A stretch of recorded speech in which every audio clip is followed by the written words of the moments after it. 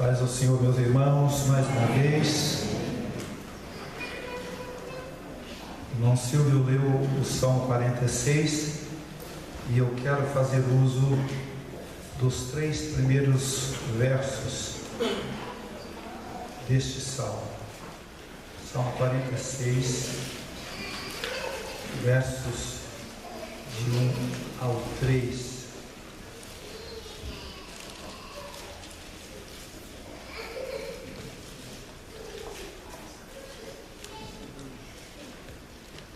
E com base nesses 3 versos, eu quero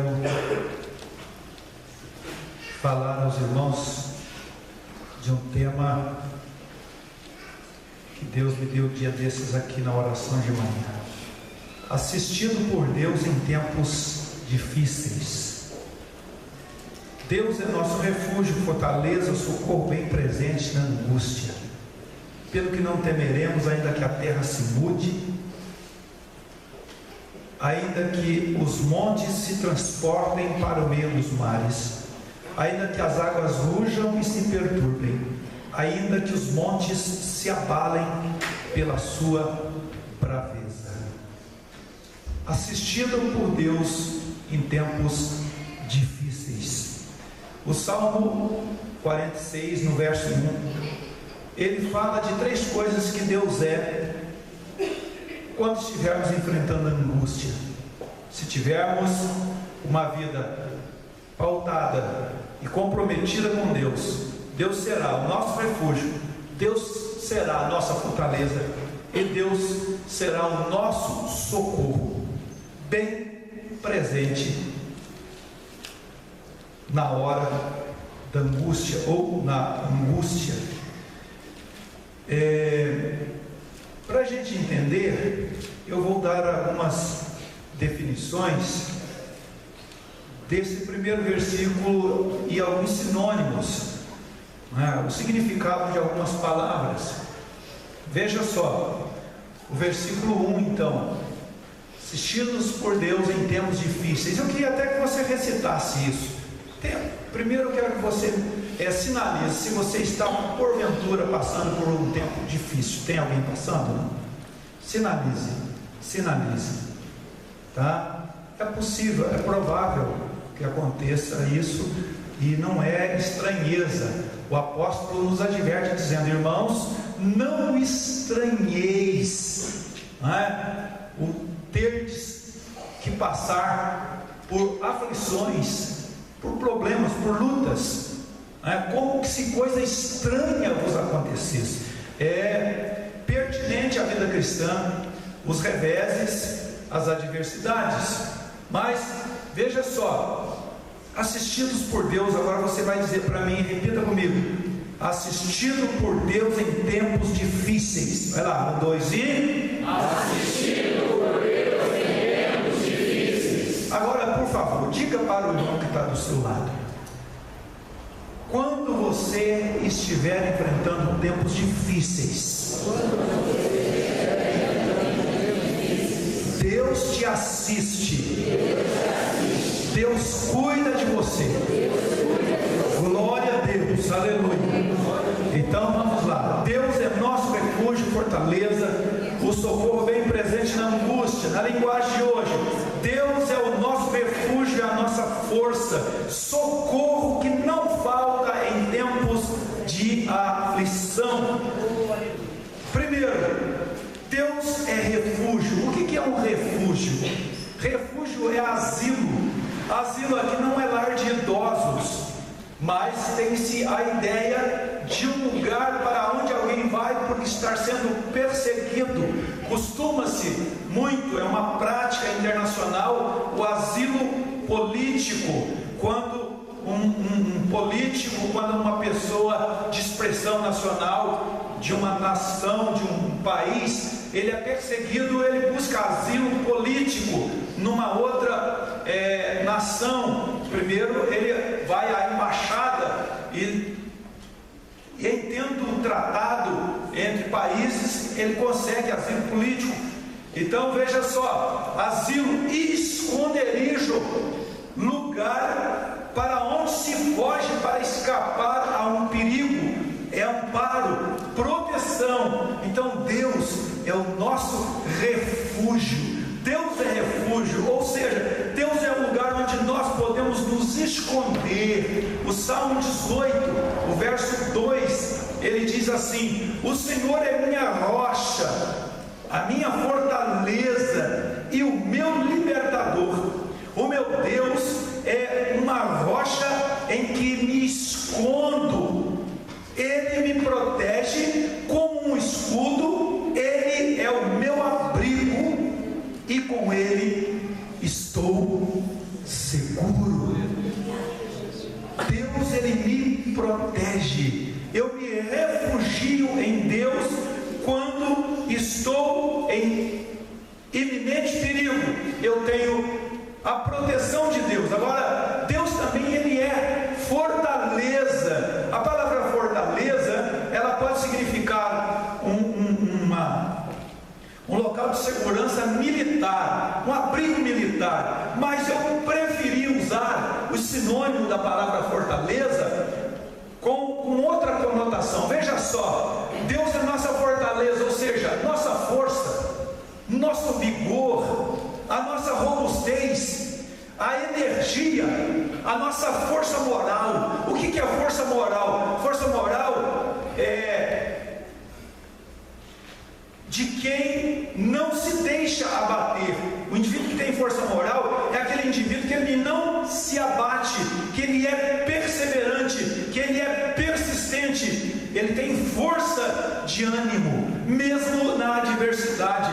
Deus é Ele que nos dá essa força, é Ele que nos habilita com essa capacidade que, mesmo em vivendo uma situação de adversidade, enfrentando problemas, lutas, eu tenho certeza que escondido em Deus, a minha força vem dele. Deus me dá força, Deus me dá vigor, Deus me dá robustez. Ele não me permite andar cabisbaixo. Deus não deixa a minha energia acabar. Deus não permite que eu fique desmotivado, que eu fique abatido, que eu perca a persistência, que eu perca o ânimo. E isso a Bíblia nos dá material para nós nos inspirarmos. Efésios capítulo 6, o versículo 10, o apóstolo Paulo, ele dá orientações nesse capítulo 6 para os pais, para os filhos, para os patrões e empregados, e aí ele complementa dizendo: quanto ao mais, além de todas essas instruções, meus queridos, que eu tenho vos dado, que eu tenho vos passado, além de todas essas instruções, sedes fortalecidos no Senhor e na força do seu poder. Seja fortalecido, ou seja, é de Deus que vem a nossa força, mas eu preciso entender que a minha força vem de Deus, e eu preciso querer, eu preciso caminhar na direção dessa força. Por isso ele diz: sede fortalecido. Aceite a força e a capacitação que vem de Deus para você superar. Neemias, no capítulo 8, a parte final do verso 10, após tomar consciência de um estado de total abandono dos princípios e dos valores de Deus, o povo estava cada um seguindo a direção do seu próprio nariz, o povo estava vivendo a sua própria vontade, vivendo, como diz na nossa linguagem aqui, vivendo ao léu. De repente, Neemias lê para eles um dia todo a palavra de Deus. A palavra de Deus é lida e traduzida, porque o povo havia inclusive perdido o idioma pátrio, o povo não conseguia mais entender o hebraico. Foi necessário intérpretes ou tradutores para que o povo entendesse a palavra de Deus. E quando o povo se descobre naquele estado, o povo chora, o povo se entristece, o povo fica de luto. Mas Neemias diz: gente, hoje não é dia de tristeza. Deus se revela a nós, Deus se mostra a nós, Deus traz-nos a revelação da sua palavra. Então não vos entristeçais, porque a alegria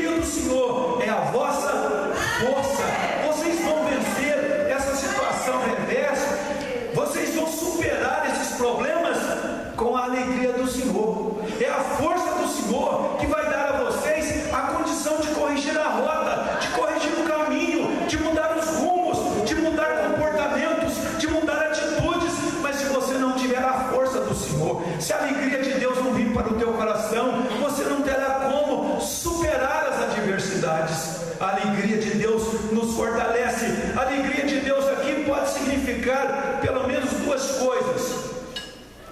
Deus trazendo alegria para o meu coração, me enchendo de alegria, e também pode significar a minha atitude alegrando o coração de Deus. Se Deus estiver satisfeito comigo, se Deus estiver satisfeito com você, Ele vai te levar ao topo, Ele vai te conduzir à vitória, Ele vai te conduzir à conquista, Ele vai te dar o livramento, Ele será a tua fortaleza, mesmo quando a gente fracassa, mesmo quando a gente erra, quando há arrependimento, quando há quebrantamento em nós, Deus fica alegre, Deus fica satisfeito com a nossa atitude, e aí Ele nos municia, Ele nos capacita com a sua força, com o seu vigor, para nós vencermos a adversidade. Então Deus, Ele é a nossa fortaleza. Deus também é o nosso socorro. O que é socorro? Ato de socorrer, auxílio, ajuda, assistência, conforto, consolo, recurso. Então veja só, Deus socorre, Deus auxilia, Deus ajuda, Deus assiste, Deus conforta, Deus consola e Deus provê meios, Ele dá recursos para que as nossas vidas sejam providas e supridas. O Salmo 108, verso 12: dá-nos auxílio para sairmos da angústia. Deus dá-nos auxílio para sairmos da angústia, porque vão é o socorro da parte do homem. Às vezes, um tempo desse, uma pessoa ficou chateada comigo, um amigo, não é? Ele ficou triste comigo, porque ele esperava alguma coisa de mim, e eu não entendi a situação dele, eu não percebi a situação dele. Mas pastor, como é que pode? Eu não sou melhor que Eliseu? A sunamita foi ter com Eliseu, e ele mandou o Geazi falar com ela, e ela não quis conversar com o Geazi, e foi lá e agarrou-se aos pés de Eliseu, e Geazi começou a tentar tirá-la dali, puxando-a, e Eliseu falou: não, deixa ela está em aflição de alma, ela está angustiada, e o Senhor não me revelou. Eu não percebi, gente. Eliseu está falando para Geazi, eu não percebi, e eu também não percebi a situação desse irmão, e ele ficou muito triste comigo, ele ficou muito aborrecido. Por quê? Porque se você espera o socorro do homem, o socorro do homem é vão. Deus usa homens, Deus usa pessoas, mas eu não posso, tarjar, eu não posso marcar uma pessoa como sendo ela sempre e invariavelmente aquele que Deus vai usar para me ajudar ou para interferir na minha causa, na minha questão. Deus tem diversas maneiras de atuar, de agir, de operar, e muitos ministros, muitos servos à sua disposição, aos quais Ele quer usar na hora da nossa angústia. Deus quer usar inclusive você que está passando por angústia, para entender o teu irmão angustiado, para orar com ele e para estender a mão para ele. Então Deus, Ele é o nosso socorro. O Salmo 121, verso 1 e o 2: eleva os olhos para os montes, de onde me virá o socorro? Poder-se-ia dizer que o salmista estava cercado por exércitos inimigos, mas também poderia-se entender que o salmista está pensando aqui nas crenças reinantes na época, onde o povo adorava os seus ídolos nos montes, nos altos. Havia nos bosques e nas montanhas altares erigidos a divindades, e o salmista aqui, na sua angústia, no seu momento de aflição, ele diz: de onde que vai vir o meu socorro? Dos montes? Das crenças diversas que me cercam?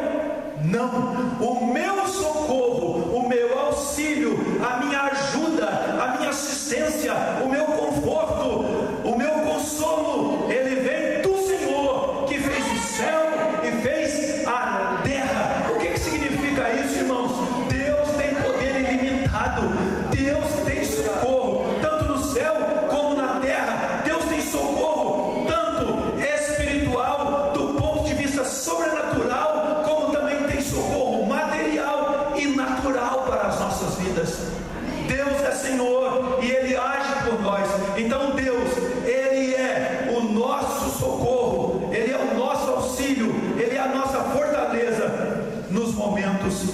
de angústia.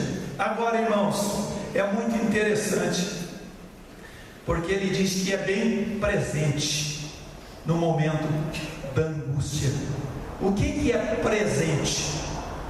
Presente significa que está no lugar que se fala, que está no tempo atual e que permanece. E eu te pergunto, será que Deus está aqui? Glória a Deus. Deus está aqui? Amém. Eu não vou te perguntar se você está sentindo, porque Deus não é temperatura, Deus não é clima para você sentir frio ou calor. Deus é um ser presente pela sua palavra, independentemente de sentimentos e emoções. Deus está aqui, porque a sua palavra o atesta, a sua palavra garante, a sua palavra confirma que onde estiver presente. Agora presta atenção nisso. Em Ezequiel capítulo 48, o versículo 35, aparece o nome composto El Shammah, ou Jeová Shammah. É um termo hebraico que significa Deus está presente, ou o Senhor está ali. É um termo profético que se refere à presença de Deus. E Deus, ele disse através do profeta Isaías capítulo 7, verso 14: portanto, o Senhor mesmo vos dará um sinal, eis que a virgem conceberá e dará à luz um filho, e lhe chamará Emanuel.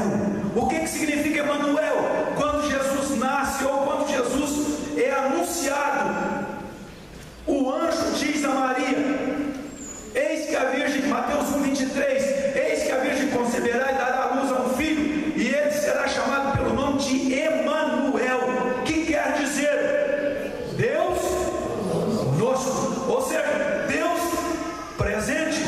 Jeová Shammah, o El Shammah, Deus presente na vida da sua igreja. No Salmo 34, verso 18: perto está o Senhor dos que têm o coração quebrantado e salva os de espírito oprimido. Glória a Deus. Quando Paulo discursa no Areópago, cercado pelos epicureus, pelos sábios e filósofos lá de Atenas, ele está falando e ele começa a explicar para aquele povo que Deus era um ser transcendente, que Deus não era representado por matéria, que o ser criador de todas as coisas, que fez todas as gerações dos homens de um único ser, esse Deus não se representaria por figuras, por imagem, por prata, ouro, pedra ou qualquer matéria física, mas Deus, como um ser espiritual, ele está perto de cada um de nós. Ele diz: Deus não está longe de cada um de nós, mesmo que as apalpadelas o procuremos, mesmo que as cegas estejamos procurando por Deus. Deus não está longe, Deus não está ausente, Deus não se retira, Deus não se afasta. Deus não depende do meu e do teu sentimento, não é da temperatura emocional que eu estou no momento para estar presente ou ausente. Deus, ele está vinculado, ele está amarrado à sua palavra, e quando ele decide vir ao mundo na pessoa do seu filho Jesus, dizendo que ele se chamaria Emanuel, Deus conosco, ele está presente, ele está junto de nós, ele está conosco. Deus é presente. Agora, nesse exato momento, Deus está contigo, Deus está trabalhando por você, Deus está agindo, Deus está interferindo, Deus está trabalhando. Jesus disse: meu Pai trabalha até agora e eu trabalho também. Louvado seja o nome do Senhor. Presente na hora da angústia. O que é angústia? Ansiedade física acompanhada de opressão dolorosa, inquietude profunda que oprime o coração, agonia, ansiedade, apreensão, a aperto, aquele momento em que parece que a alma vai sair do corpo, o coração parece que vai explodir. Mas o Salmo 34, verso 17 está escrito: clamam os justos e o Senhor os escuta e os livra de todas as suas tribulações. Então, meu irmão, o segredo é clamar, é pedir ajuda. Deus interfira, Deus intervenha. E veja bem, abre um parêntese aqui, dentro do que o irmão Gilmar falou aqui. Não é por conta de pessoas. Quando eu peço que Deus interfira, eu estou pedindo para Deus punir, para Deus castigar pessoas, eu estou pedindo para Deus agir em meu favor.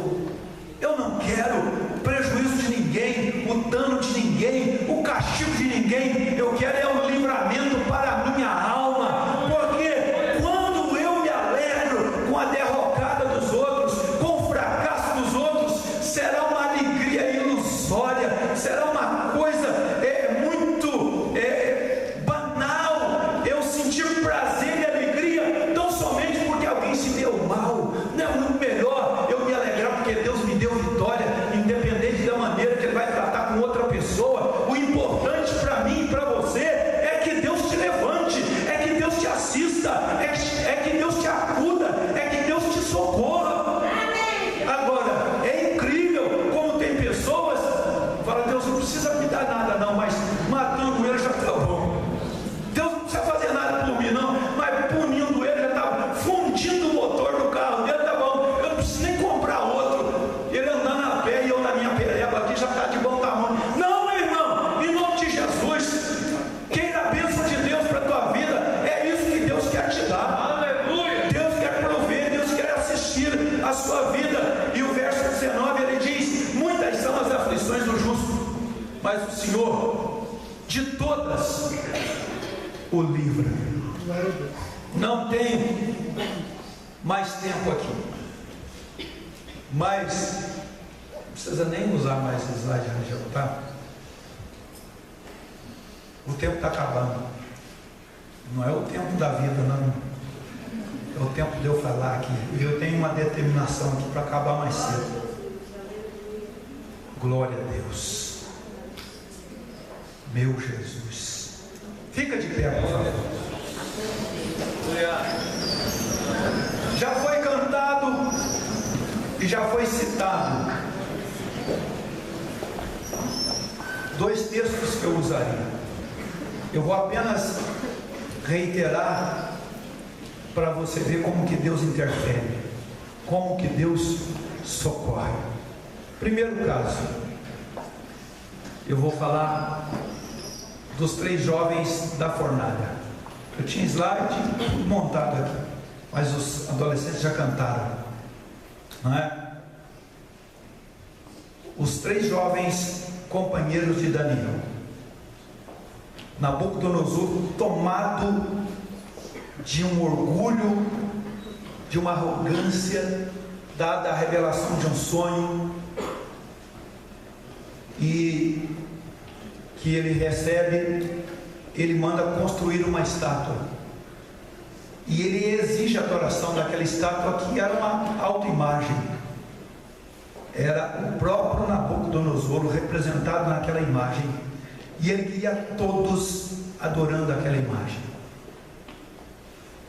E foi decretado que haveria música, tambores, rufar de tambores, trombetas, e em havendo esse som, ouvindo esse som, todos deveriam se prostrar diante da imagem. Sadraque, Mesaque, Abednego, os nomes postiços colocados nesses moços, eles não se dobram e são então denunciados a Nabucodonosor. E Nabucodonosor o manda que os traga à sua presença. E ele pergunta: foi de propósito, com todas as honrarias que vocês têm no meu reino, vocês estão me afrontando de propósito? É proposital que vocês estão desobedecendo a minha ordem. E o vou mandar que se toque a música novamente. Mas,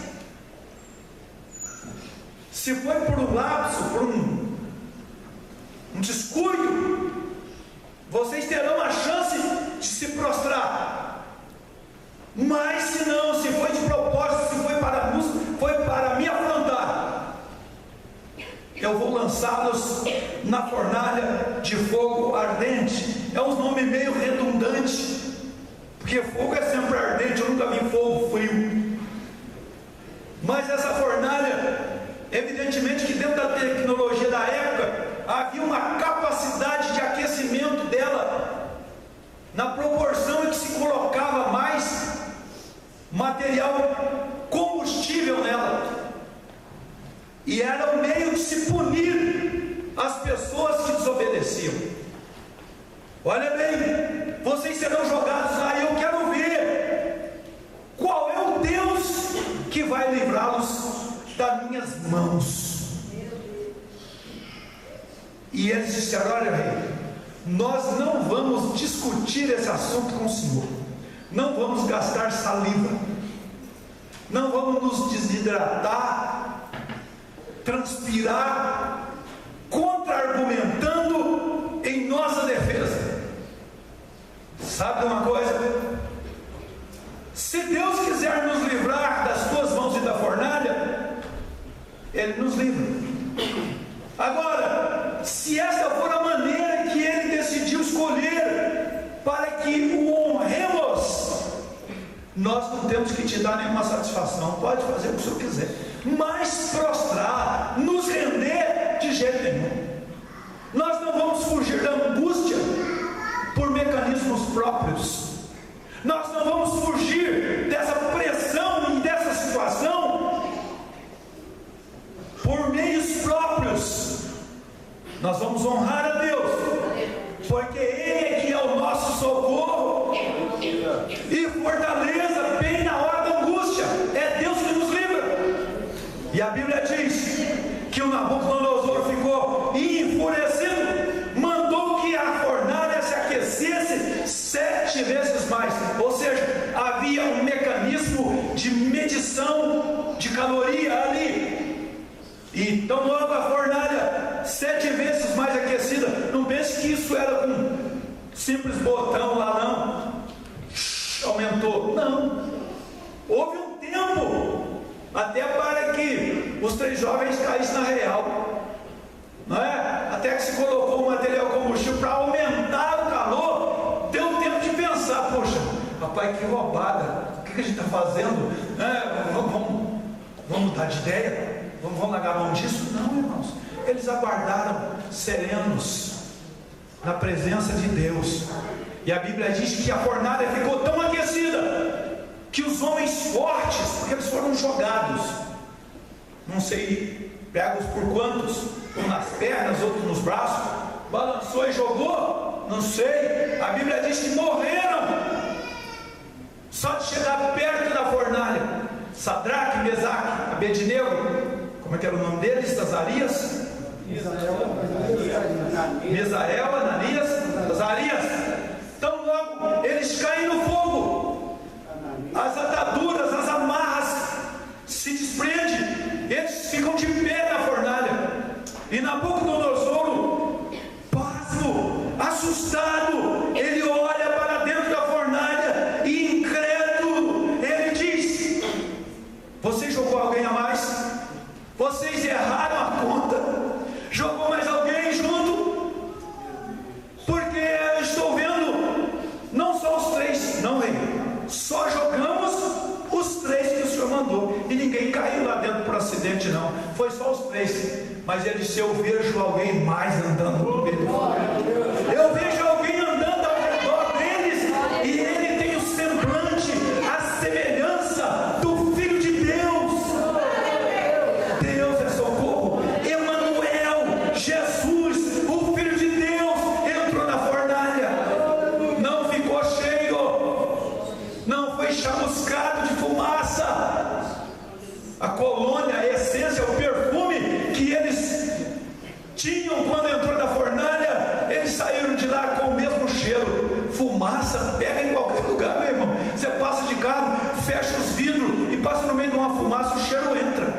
e pega o cheiro em você. Mas Sadraque, Mesaque e Abednego, ou os nomes deles originais, não cheiraram nem fumaça, porque Deus é socorro bem presente.